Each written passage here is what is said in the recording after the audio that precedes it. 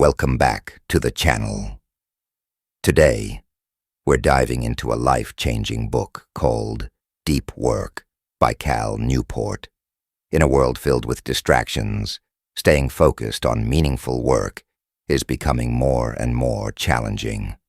Newport's book teaches us how to cut through the noise, cultivate focus, and work with purpose to achieve our highest potential. If you're tired of feeling overwhelmed, distracted, or just busy without real results, then stick around. Let's get started. Section 1. What is deep work? Let's start by understanding what Newport means by deep work. In simple terms, deep work is the ability to focus without distraction on a cognitively demanding task. Newport contrasts it with what he calls shallow work, tasks that are more administrative, easily replicable, and usually done while distracted.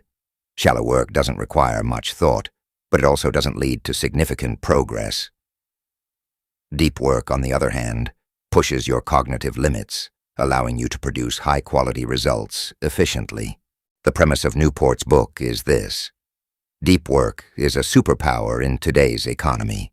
Those who can cultivate focus will thrive, while those who can't will struggle to stand out. Section 2. The 4 Rules of Deep Work. Newport breaks down the path to cultivating deep work into 4 key rules. Let's go over each rule in detail and learn how to apply them to your own life. Rule number 1. Work deeply. The first rule is straightforward: work deeply. Newport emphasizes that our minds naturally resist long periods of focus. To counter this, you need to create an environment and routine that make it easier to focus. Newport suggests establishing rituals, such as a dedicated workspace, a set time, or even routines that help you enter a focused state. Here are a few practical tips to work deeply. 1. Schedule deep work time. Set specific blocks of time for focused work and treat them as non-negotiable. 2. Eliminate distractions, turn off notifications, put your phone on silent, and let people know you're unavailable. 3. Practice meditative focus. When doing something routine like walking or showering, focus on a single idea or problem you're working on. These steps help train your brain to concentrate more effectively, allowing you to dive into deep work sessions more easily. Rule number 2. Embrace boredom. Next, we have rule number 2. Embrace boredom. In today's world, our brains are constantly looking for quick hits of entertainment, like social media or texts. Newport argues that giving in to these distractions makes it harder to stay focused on demanding tasks. If you want to improve your focus, you need to become comfortable with periods of boredom. This strengthens your ability to stay engaged with challenging tasks, even when it doesn't feel immediately gratifying. Here's how you can practice this. 1. Limit social media time. Try setting specific times to check social media or emails. 2. Practice focus-building activities. When you feel the urge to check your phone, resist it. Over time, this will train your brain to stay engaged longer. 3. Avoid constant multitasking. Practice monotasking, or focusing on one thing at a time, even in small daily activities like cooking or exercising. The more you embrace moments of boredom, the more mental energy you'll have to sustain deep work. Rule number 3. Quit social media. Rule number 3 is a bit controversial. Quit social media. Newport isn't saying social media is bad in itself, but he argues that most of it falls into the shallow work category. Social media demands your attention and disrupts your focus, pulling you away from productive, deep work. Newport suggests examining the impact of social media on your life. If a platform isn't providing enough benefits to outweigh the distractions, consider eliminating it, or at least limiting your usage. Here are some ways to control your social media use. 1. Set usage limits. Limit your time on social media with an app timer or scheduled social media breaks. 2. Do a digital detox. Try going a week without certain apps to see if they're truly adding value. 3. Replace social media with productive alternatives. Instead of scrolling, use that time to read, learn a skill, or work on a project. The goal here isn't necessarily to quit entirely, but to mindfully evaluate how much value social media is adding to your life.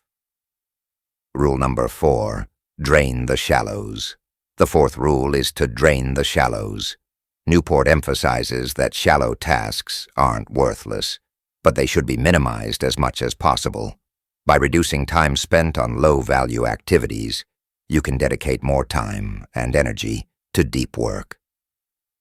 Newport suggests carefully scheduling your day, limiting shallow tasks, and delegating wherever possible. This helps you avoid overcommitting to unimportant work. Here's how to drain the shallows effectively. 1. Plan your day by time. Blocking. Schedule your day in blocks, allocating time for deep work, shallow tasks, and breaks. 2. Set boundaries on meetings and emails. Limit how much time you spend on emails or non-essential meetings. 3. Say no to low-impact commitments. Politely decline tasks that don't align with your priorities. This rule is about creating a clear boundary around your focus time and ensuring shallow tasks don't creep into every corner of your day.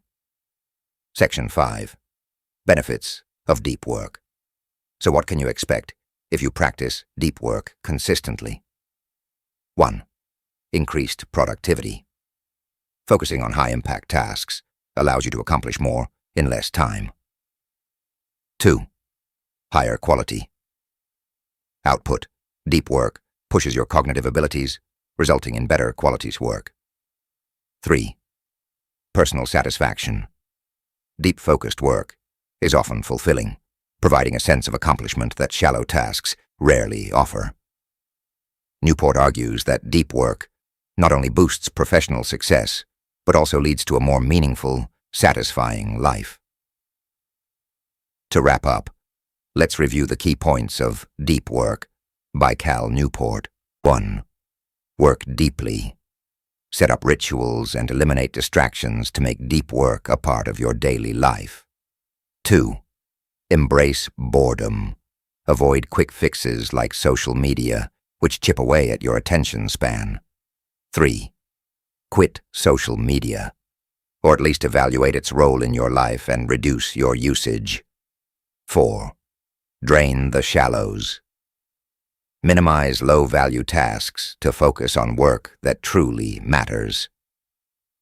Practicing deep work is challenging, but the results are transformative.